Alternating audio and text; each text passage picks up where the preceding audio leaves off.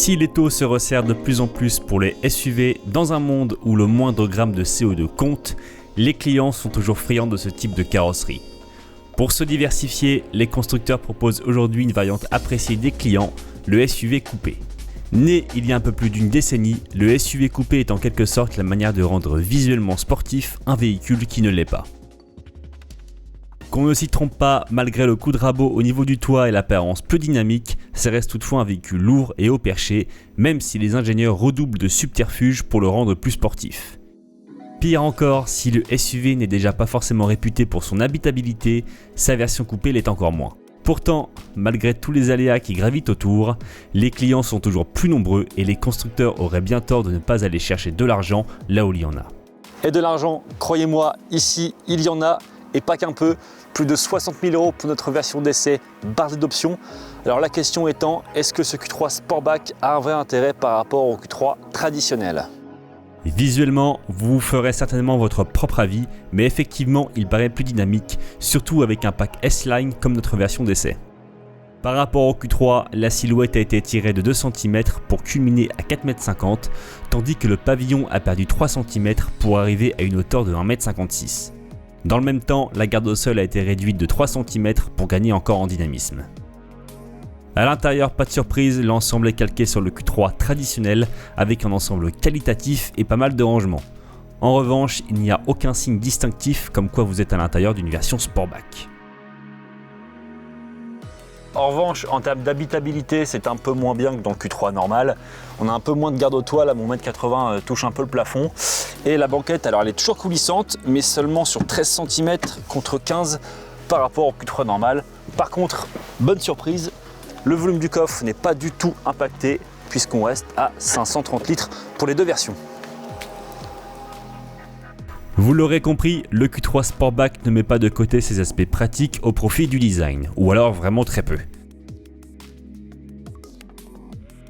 Passons maintenant derrière le volant pour voir s'il est vraiment plus dynamique que son cousin, comme Audi nous le promet. Cet Audi Q3 Sportback, Audi nous le vend comme plus dynamique par rapport à un Q3 traditionnel.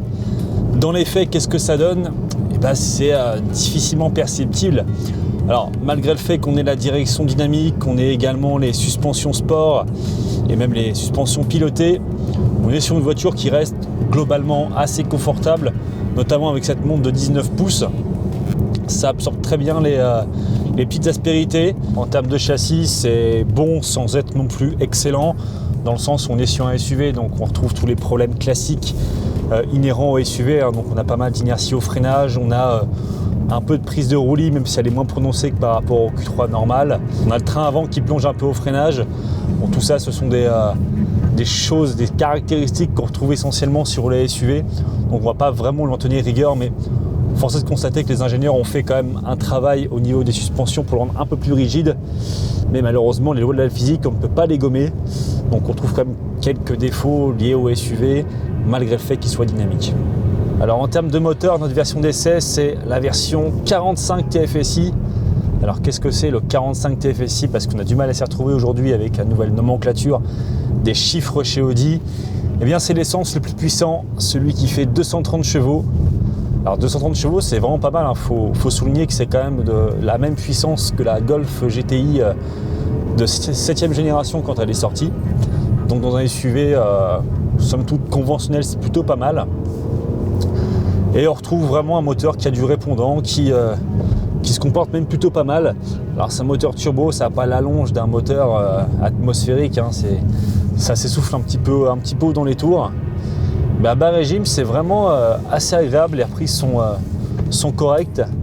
En termes de consommation, avec les nouvelles normes WLTP, on se rapproche un petit peu de la réalité. Audi nous a annoncé à peu près 7,5 litres de moyenne.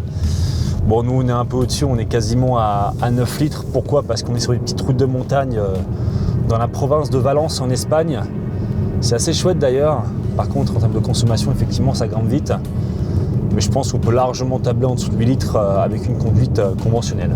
Alors parmi les autres petits défauts qu'on va avoir, c'est qu'on est sur une voiture qui est étonnamment bruyante. On va pas mal entendre le bruit du moteur, notamment à l'avant. Pourtant, c'est un moteur essence, donc les moteurs essence sont réputés plus discrets que les moteurs diesel. Et on va aussi avoir pas mal de bruit d'air, notamment au niveau des rétroviseurs sur autoroute à 135 km/h. C'est un peu étonnant pour une voiture premium. On a peut-être voulu quelque chose d'un peu mieux insonorisé quand même.